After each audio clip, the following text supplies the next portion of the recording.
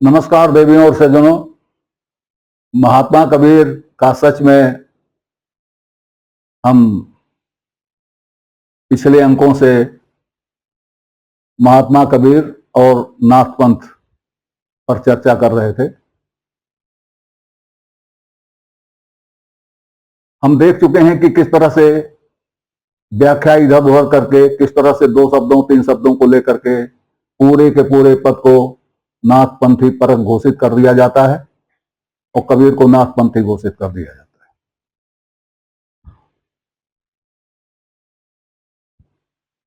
है। एक साखी है महात्मा कबीर की, हे मरजीवा अमृत पीवा क्यों धंसी मरसी पकार, गुरु की कृपा साधु की संगत निकर आओ यही द्वार। ये किसका आह्वान कर रहे हैं कबीर? किसको कह रहे हैं कि इस द्वारे पर चले आओ? इस द्वारे पर चले आओ का मतलब मेरे पास चले आओ, जहां मैं हूं वहां चले आओ। और क्यों चले आओ? पताल में धंसकर क्यों मर रहे हो? पताल में धंसकर क्यों मर? किसको कह रहे हैं? यहां चले आओ, हमारे पास चले आओ, हमारे घर चले आओ। यहां क्या मिलेगा?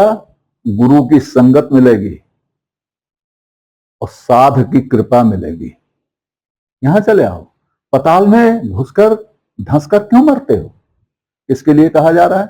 2 शब्द हैं आगे, मरजीवा अमृत पीवा।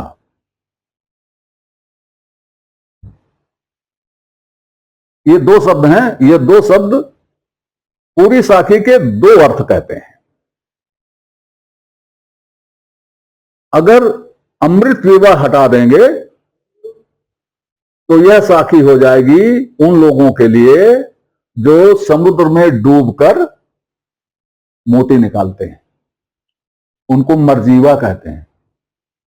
समुद्र में डूब करके वहां से मोती वगैरह निकालने वाले, कीमती पत्थर निकालने वाले लोगों को मरजीवा कहते हैं। और मरजीवा का शाब्दिक अर्थ क्या होगा? मर के जीने वाला, मर के जीने वाला। अब इसमें आप ले आए अमृत पीवा, तो जैसे ही आप अमृत पीवा इसमें ले आए, तैसे ही यह वो डुबुआ के लिए नहीं रह गया, अब ये रह गया धंसुआ के लिए। कैसे? क्यों? योगी नाथपंथी योगी, जो पहुंचा हुआ जिसको कहा जाता है, वो मरता है फिर जीता है, मरता है फिर जीता है, मरता है फिर जीता है। नहीं आ रहा होगा समझ में?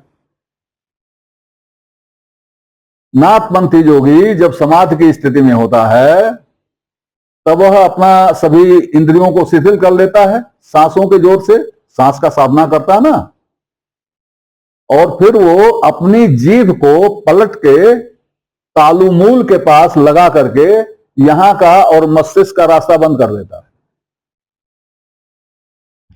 तो जब वो मंद बंद कर देता है तो कहा जाता है, योगी कहता है कि तब यहां से उस जीभ पर अमृत टपकता है, और उस अमृत के नाते वह समाधि में रहते हुए भी बिना कुछ खाए पिए वो जिंदा रहता है। ये कहा जाता है। मैं इसकी सच्चाई पर कोई बात नहीं कर रहा, मैं झूठाई कर रहा हूं, ये झूठा ये भी नहीं कर रहा हूं, ये कहा जाता है, ये समझा जाता है। तो जब समाधि लिया उसने तो मर गया, और समाधि से जग के उठा तो जी गया। तो इसलिए शब्द मरजीवा बड़ा फिट बैठाया है कबीर ने, और इसमें कोई कोर कसर ना रह जाए इसलिए आगे कह दिया अमृत पीवा, अमृत पीने वाला। मैंने अभी बताया वो अमृत कैसे पीता है। इसी तरह का एक पद और मिलेगा कबीर का, रस गगन गुफा से अजर झरे। ये वही रस है। खैर, हे मरजीवा अमृत पीवा क्यों धंसी मरसी पता। आप लोगों ने सुना होगा लोग गड्ढे में समाज लगाते हैं। एक बाबा बड़े मशहूर हैं पूरे इंडिया भर में, गड्ढे में समाज लगाने के लिए, और वो 2-2 दिन, 4-4 दिन, 6-6 दिन गड्ढे में पड़े रहते समाज लगाए हुए। उन समाज कैसे लगती कैसे नहीं लगती इसके बारे में मैं ज्यादा नहीं कहूंगा, खाली यह जानना चाहूंगा कि यह समाज मेलों ठेलों में ही क्यों लगती है।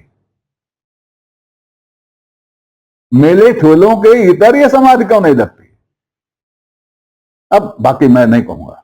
खैर इस साखी पर, हे मरजीवा अमृत पीवा क्यों धंस मरस बतार, गुरु की कृपा साधु की संगत निकर आओ यह द्वार। ये नाथपंथी परख है, कबीरनाथ पंथी हैं, किस द्वारे पर बुला रहे हैं भाई। ये तो नाथपंथियों को अपने द्वारे पे बुला रहे हैं, इनका द्वार अलग है, उनका द्वार अलग है। आगे बढ़ते हैं।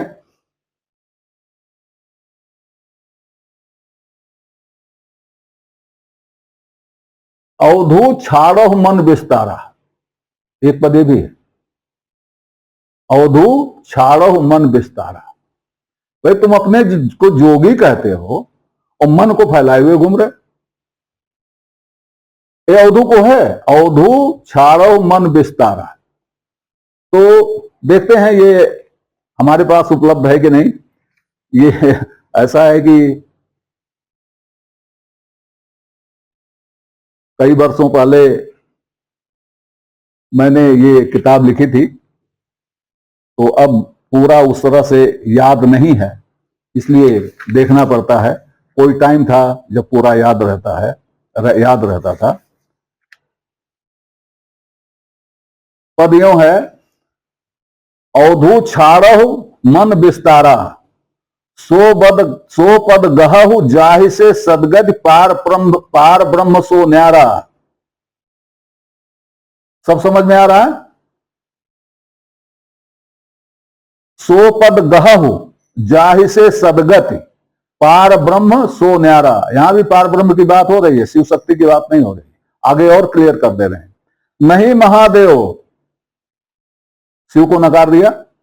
नहीं मोहम्मद हरि हजरत कछु नाही, आदम ब्रह्मा नहीं तब होते, नहीं धूप नहीं छाही, 80 सहस पैगंबर नाही, सहस 88 मोनी, चंद्र सूर्य तारागण नाही, मच्छ कच्छ नहीं धोनी, वेद किताब सुमृत नहीं संयम, नहीं जीवन पर छाई, बांग निमाज कलमा नहीं होते, रामव नहीं खुदाई, आदि अंत मन मध्य न होते, आतस पवन न पानी, लख 84 जीव जंतु नहीं साकी शब्द न बानी, कहें कबीर सुनो हो अवधू आगे करो विचारा, पूर्ण ब्रह्म कहां से प्रगटे कृत्रिम किन उपराजा।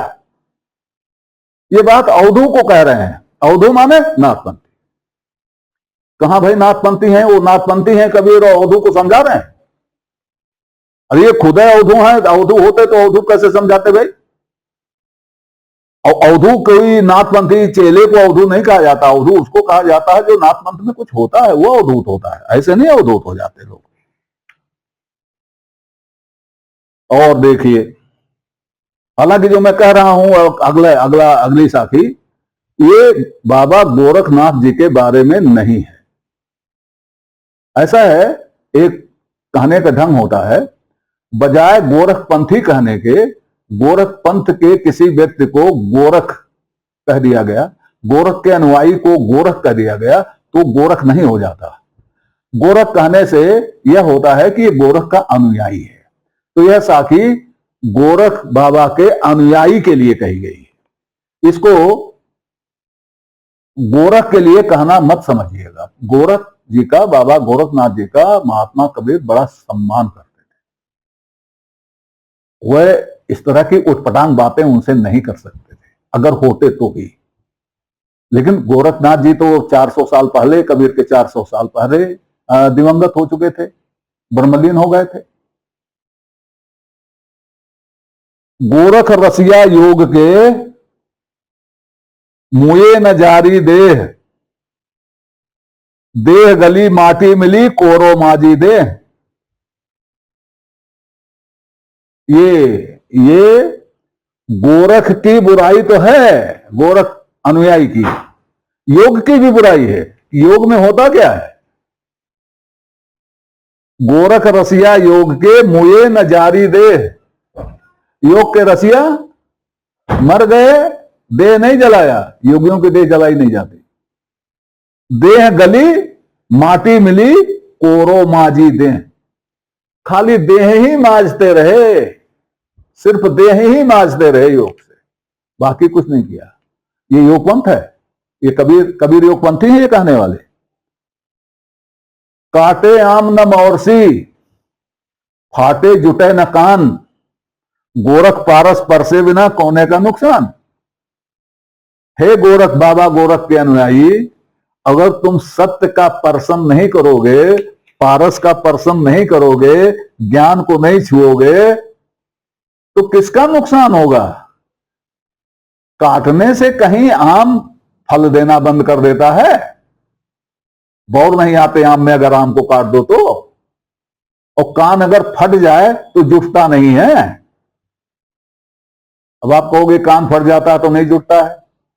कान फटना एक प्रतीक है। कान फटना, कान क्यों फाड़ा जाता है? अगर आप किसी से पूछें कान में कुंडल क्यों पहना जाता है, कान में कील क्यों पहनने की व्यवस्था की गई, कान के छेदने की व्यवस्था की गई है, क्यों की गई है? इससे इंद्रिय निग्रह होता है। यहां दो तरह की इंद्रियों की बात करके कबीर सारी इंद्रियों की बात कर रहे हैं कि काटने, छांटने, रोकने से कुछ नहीं होता।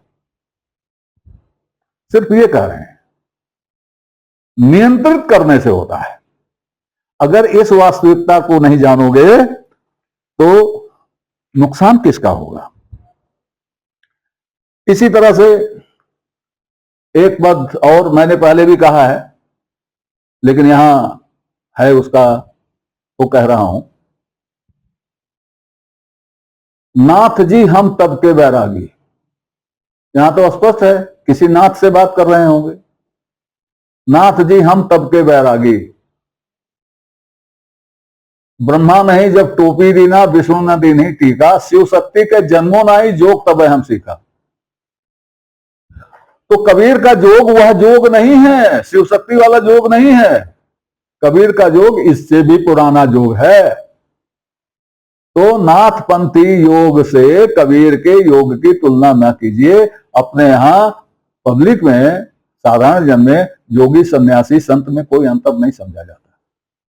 ये टेक्निकल टर्म जो है माइथोलॉजी वाले ही समझते हैं, और अपने में जब व्यवहार करते हैं तो जोगी को जोगी कहा जाता है, संत को संत कहा जाता है, साधु को साधु कहा जाता है। लेकिन वैसे जनता तो सबको जोगी, सबको सन्यासी, सबको संत जानती।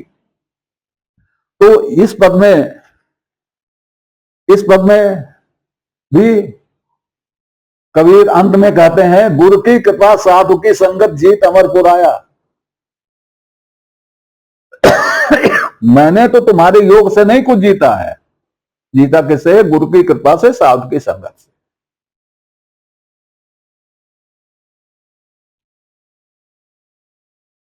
तो इसी तरह के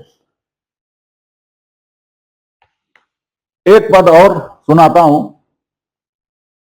तुम यही विध समझो लोई, गोरी मुख मंदिर बाजे, एक सरगुण घट चक्र ही वेद, एक सरगुण खट चक्र ही वेद है, बिना वृषभ कोल्हू माचे। ये खट चक्र आ गया ना इसमें।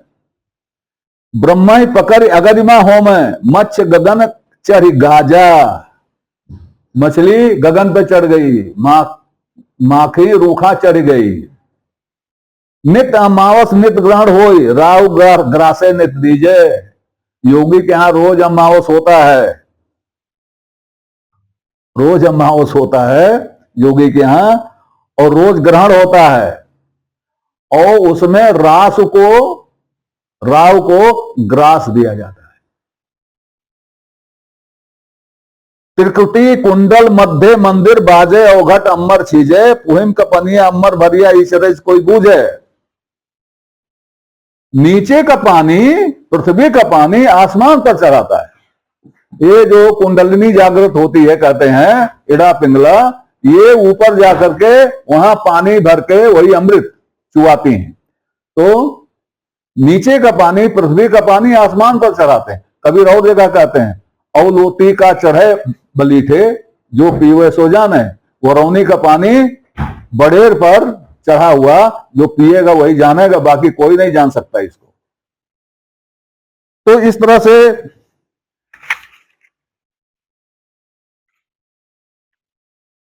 योग की बात जो कबीर पर कहा जा रहा है, कबीर नाथपंथी योगी नहीं थे, न उनके पदों में कहीं नाथपंथ है, ये गलत व्याख्या और बिना सब चीजों को जाने हुए की गई व्याख्या का प्रभाव है। इस बिंदु पर चर्चा अभी थोड़ी बची हुई है, ये आगे और जारी रहेगी। तब तक के लिए नमस्कार।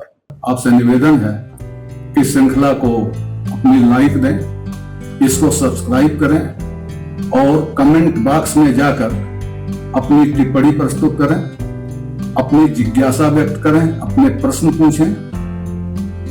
यथा समय आपकी जिज्ञासाओं और प्रश्नों का समाधान करने का प्रयास किया जाएगा। धन्यवाद।